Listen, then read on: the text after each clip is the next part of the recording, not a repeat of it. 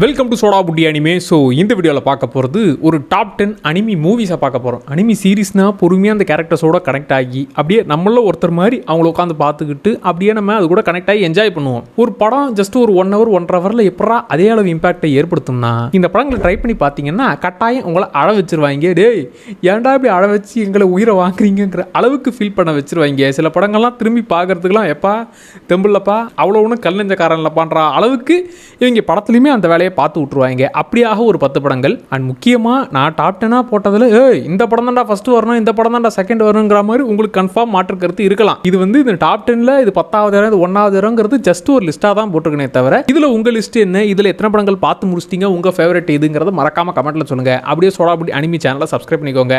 Anime ரீகேப்ஸ், recommendations, anime சம்பந்தமான அனைத்து விஷயங்களும் இந்த சேனலில் வந்துரும்பா. சரி வாங்க ஸ்டார்ட் பண்ணலாம். 10வது இடத்துல நம்ம மியாசாக்கியோட படமான விண்ட் ரைசஸ். மியாசாக்கி பற்றி தனியாக ஒரு வீடியோவே போடுறேன். ஏன்னா அந்த மனுஷன் அனிமி உலகத்துக்காக செஞ்ச விஷயங்கள்லாம் அவரை பற்றி பெருசாக பேசணும், தனி வீடியோவாக இருக்குது. இதில் விண்ட் ரைசஸ் படம் வந்து கிட்டத்தட்ட எனக்கு மயக்கம் பண்ண வைபை இந்த படம் எனக்கு கொடுத்துச்சு. ஏன்னா இதில் வந்து ஹீரோவுடைய அந்த கனவுங்கிறது அவன் சின்ன வயசுல எப்பா எவ்வளோ பெரிய விஷயங்கிற மாதிரி அவன் ஃபீல் பண்ணுறது, வளர்ந்ததுக்கப்புறம் அந்த கனவை அச்சீவ் பண்ணாலுமே கூட அதில் வந்த சக்ஸஸை அவனால் ஏற்றுக்க முடியலங்கிற அளவுக்கு பெரியவங்களுக்கான படம் தான் இது. அவ்வளோ டீப்பாக கனெக்ட் ஆகும், அவ்வளோ விஷயங்கள் யோசிக்க வைக்கும். அதாவது அவன் ஆசைப்பட்டு அவன் வந்து ஃப்ளைட்டை டிசைன் பண்ணணுங்கிற அந்த ஒரு இடத்துக்கு வந்து, ஆனால் அவன் டிசைன் பண்ணுற ஃப்ளைட்னால பல விஷயங்கள் நடக்கிறத பார்த்து அவனாலேயே அந்த விஷயத்தை ஏற்றுக்க முடியாத ஃபீல் பண்ணுற அளவுக்கு வேற லெவலில் இந்த படத்தை எடுத்து வச்சிருப்பாங்க. அண்ட் மியாசாக்கி வந்து அதுதான் வாழ்க்கைக்கு தேவையான விஷயத்தை அந்த மனுஷன் அசால்ட்டாக பண்ணி விட்டுருவாரு. இந்த படம் எனக்கு ரொம்ப ஃபேவரட்டுப்பா. அண்ட் 9வது இடத்துல அதுவும் மியாசாக்கி படம் தான், மை நேபர் டொட்டோரோன்னு சொல்லி. இதில் வந்து சின்ன பசங்க அவங்க ஃபேமிலியோட புது வீட்டுக்கு வராங்க.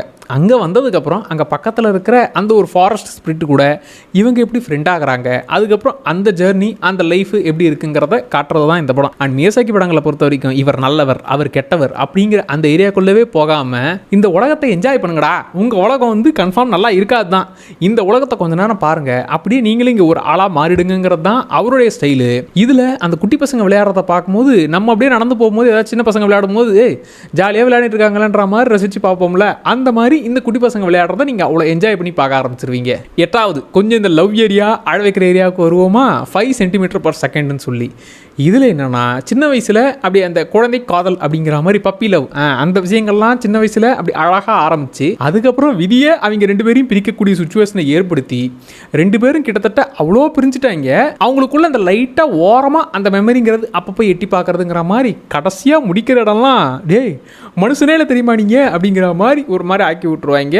எனக்கு அந்த ஒரு கடைசி மூமெண்ட்டை மட்டும் நான் நிறைய தடவை ரிப்பீட் பண்ணி பார்த்துருக்கிறேன். டே ஏன்டா ஒரு நிமிஷம் அங்கே நின்றா என்னடா அப்படிங்கிற அளவுக்குலாம் நீங்களே ஃபீல் பண்ணி கத்த ஆரம்பிச்சிருவீங்க. இதுவும் வந்து ரொம்ப சின்ன படம், ஆனால் அழகான படம். அடுத்து 7வது இடத்துல வெதரிங் வித் யூ படம்.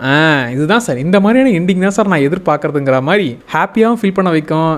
போங்கடா உலகமாச்சு இதுவாச்சு, எனக்கு நீதாமா முக்கியம் அப்படிங்கிற அந்த ஒரு ஃபீலை இதில் காமிச்சிருப்பாங்க. இதில் ஹீரோயினால் மொத்த வெதரையுமே கண்ட்ரோல் பண்ணக்கூடிய அளவுக்கு அவள் வேணான்னா மழைலாம் நின்றுபிடும், வெயில் அடிக்கக்கூடிய வகையில் அவளுக்கு அப்படி ஒரு பவர் இருக்குது. ஆனால் அந்த பவர்னால வாழ்க்கையை நீ தியாகம் பண்ணி ஆகணுமா அப்படின்னு சொல்லி எல்லாரும் சொன்னாலும் நம்ம ஹீரோ வந்து நீ எனக்கு தான்மா வேணும், கன்று எனக்கு தான், பொண்ணு எனக்கு தான், நீ தான் எனக்கு வேணும், இந்த மழை வந்து உலகமே போனாலும் எனக்கு பரவாயில்ல, நீ தான்மா என் உலகங்கிற மாதிரி அவர் ஃபீல் பண்ணுறது. கடைசி அந்த ஒரு சேசிங் மூமெண்ட்டு அப்படியே ஆகாயத்தில் 2 பேரும் மீட் பண்ணிக்கிற அந்த ஏரியா இருக்குதே, ஐயோயோ அப்படியே கண்ணில் எடுத்து ஒத்திக்கலான்ற அளவுக்கு இவங்க செதுக்கி வரைஞ்சி வச்சிருப்பாங்க. இந்த மக்கோட்டோ ஷின்காய் அந்த மனுஷனுடைய படங்கள்னாலே ஓகேப்பா நான் பார்த்துறணும்ப்பா அப்படிங்கிற மாதிரி இருக்கு. இன்னும் இந்த அனிமி படங்களை ஒன்று கூட தேட்டரில் பார்க்கல, அது தயவு செஞ்சு ஒரு படமாச்சு நான் தேட்டரில் பார்க்கணுங்கிற முடிவில் இருக்கேன். ஃபர்ஸ்ட் டீமன் ஸ்லேயரில் ஸ்டார்ட் பண்ண போகிறேன். அடுத்து இந்த மாதிரி அனிமி மூவிஸை பிக் ஸ்க்ரீனில் பார்க்கணுங்கிற ஆசை இருக்குதுப்பா. அடுத்து 6வது இடத்துல ஸ்பிரிட்டட் அவே அப்படிங்கிற படம். இது வந்து மியாசாக்கியோட படம் தான். ஆனால் அவர்கிட்ட பிடிச்ச விஷயம் என்ன தெரியுமா, அதாவது இது ஜஸ்ட் குழந்தைங்க என்ஜாய் பண்ணக்கூடிய வகையில் ஒரு ஃபேண்டசி படமாகவும் இருக்கும். இல்லைப்பா நான் இன்னும் அதில் இருக்கிற விஷயங்கள்லாம் தெரிஞ்சுக்கிறேன் அப்படின்னாக்க பல விஷயங்களை உங்களுக்கு நீங்கள் தெரிஞ்சுக்க இன்னும் உங்களுக்கு இன்ட்ரெஸ்ட் ஏற்படுத்திக்கிட்டே இருக்கும். அப்பா அம்மாவோட குட்டி பொண்ணு வந்து அவங்க புது வீட்டுக்கு போகிறாங்க, அங்கே வழி மாதிரி வேற ஒரு இடத்துக்கு போயிடுறாங்க. அங்கே பார்த்தா டோட்டல் உலகமே வேறையாக இருக்குது. அப்படி அவங்க அப்பா அம்மாவை தொலைச்ச ஹீரோயின் அவங்க குடும்பத்தை எப்படி காப்பாற்றினா, அந்த உலகத்துலேருந்து எப்படி நார்மல் உலகத்துக்கு திரும்பி வந்தா, அவ்வளோதான் கதையே. ஆனால் அதுக்குள்ளே அதை ஜஸ்ட் நீங்கள் என்ஜாய் பண்ணிட்டு மற்ற விஷயங்கள்லாம் நான் புரிஞ்சிக்கலப்பா, இதை மட்டும் நான் என்ஜாய் பண்ணுறேன்ப்பானாலும் அதுக்கும் இருக்கும். நீங்கள் புரிஞ்சுக்கிட்டாதான் இந்த படம் பிடிக்கும் அப்படிங்கிற அந்த லேயருக்குள்ளே வைக்கவே மாட்டார்.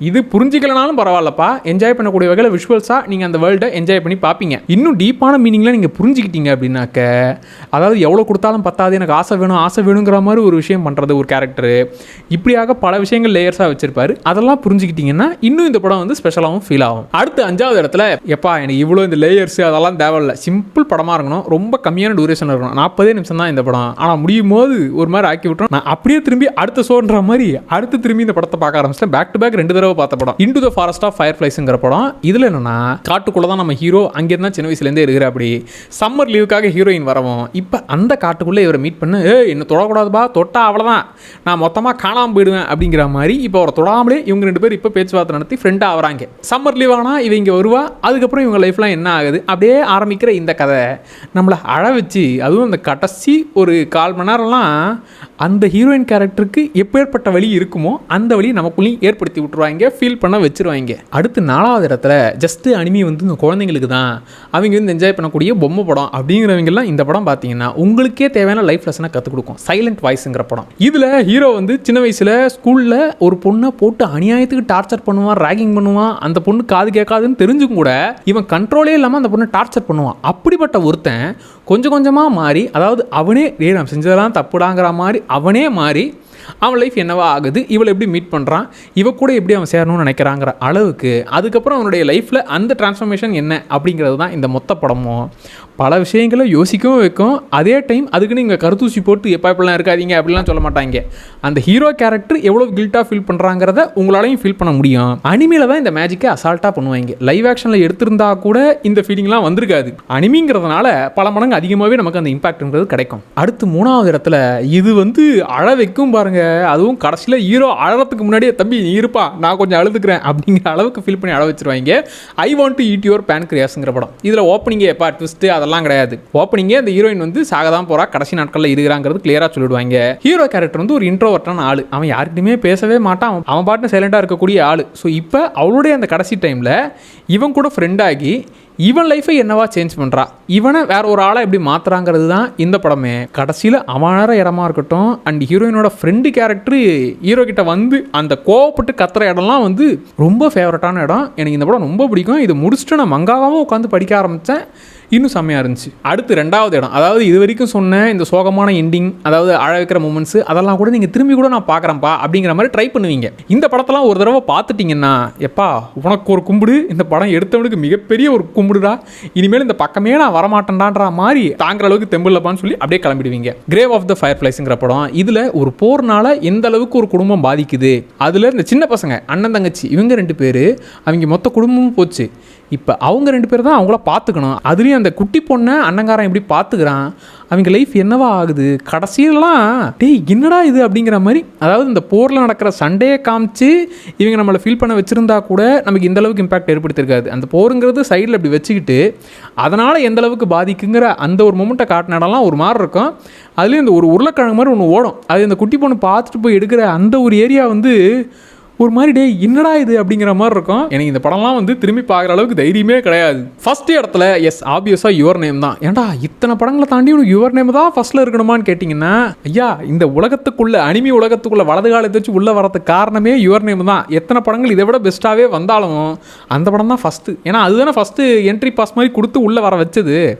இதில் வந்து கூடு விட்டு கொடுப்பாருங்கிற மாதிரி ஹீரோ உடம்புல ஹீரோயின் உடம்புல ஹீரோங்கிற மாதிரி மாறிவிட்டு அதுக்கப்புறம் அவங்க வாழ்க்கையை அவங்க புரிஞ்சுக்கிட்டு அதுக்கப்புறம் ஒன்று சேர்ற விஷயங்கள்ன்ற மாதிரி அழகாக கொண்டு போவாங்க. இதுக்குள்ளே வேறு வேறு டைம் லைனு அது இதுன்னு ஏகப்பட்ட விஷயங்கள் ரொம்ப அழகாக கொண்டு போவாங்க. விஷுவலாகவும் சரி, அப்படியே அனிமி உலகம்னா ஓ இப்படி தான் இருக்குமாப்பா அப்படிங்கிற மாதிரி பார்த்து ஸ்டன்னான ஒரு படம். இப்போவுமே ஃபேவரட்டான படம் தான், இப்போவுமே இல்லை எப்போவுமே ஃபேவரட்டான படம் இந்த யுவர் நேம் படம். சரி, இந்த 10 படங்களில் எத்தனை நீங்கள் பார்த்து முடிச்சிட்டீங்க, இதுதான் என்னுடைய டாப் 3 இல்லை இதுதான் என்னுடைய ஃபேவரட் படம் அப்படிங்கிறத கமெண்ட்டில் சொல்லுங்கள். இது வந்து ஸ்டார்டர் பேக் மாதிரி பேசிக்கான லெவல் தான். இன்னும் அடுத்தடுத்த பார்ட்டில் இன்னும் பயங்கரமான படங்கள், அதாவது அனிமி வேர்ல்டையே புரட்டி போட்ட படங்களெல்லாம் நம்ம அடுத்த பார்ட்டில் பேசுவோம். இன்னும் நம்ம அனிமி ஆர்டிஸ்ட்களை பற்றியுமே தனியாக வீடியோஸ் எல்லாமே பேசுவோம்.